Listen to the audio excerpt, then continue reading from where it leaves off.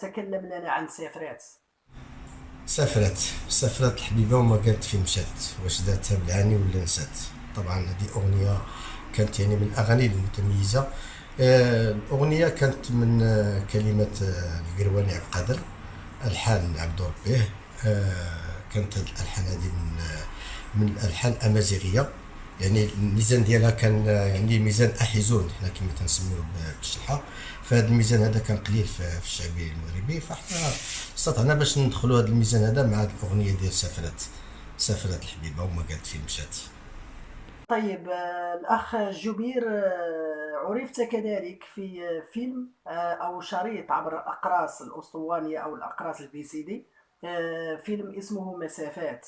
هذا الفيلم الذي ألقى نجاحا كبيرا، وكنت أنت من جسد بطولة هذا الفيلم وقمت بدور رائع وأتقنته على أحسن وجه. لكن السؤال الذي يطرح نفسه، لماذا الفنان جبير لم يأخذ دورا من الأدوار داخل إحدى الأفلام أو إحدى المشاركات عبر التلفزيون المغربي من بعد هذا يعني الظاهرة، ومن بعد هذا الدور القوي الذي عرف به الفنان جوبير. فيلم ديال المسافات، هذا الفيلم هذا يعني فيلم يعني كقصة كحوار كسيناريو. فانا استطعت باش ان شاء الله باش نتمنى ندير شي فيلم مغربي. فحاولت، ولكن مشيت للمدينه ديالي، مدينه الخميسات، وجمعت ممثلين اللي هما يعني ديال المسرح، يعني كاع اللي كانوا شاركوا معايا في الفيلم كانوا ممثلين، كانوا يعني تيديروا المسرح.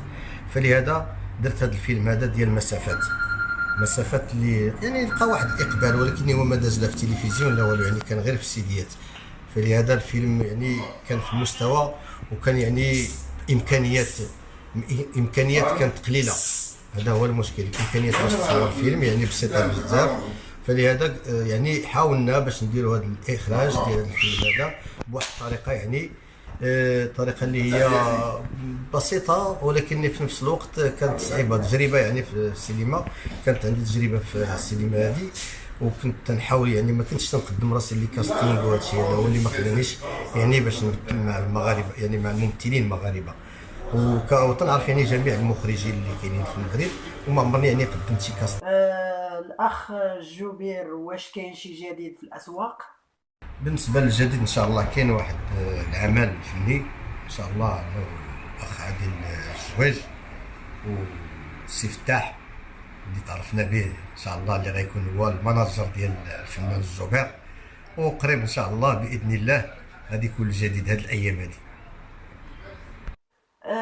كلمة أخيرة، صراحة ما سخيناش بيك، كاين ما تقال معاك، وإنما باقي حلقات أخرى إن شاء الله، وغادي نستضيفوا الفنان جوبير من بعد ما يعني يرجع لنا تدريجيا أو تلقائيا شخصية. وشكرا على تلبية طلب دعوة البرنامج.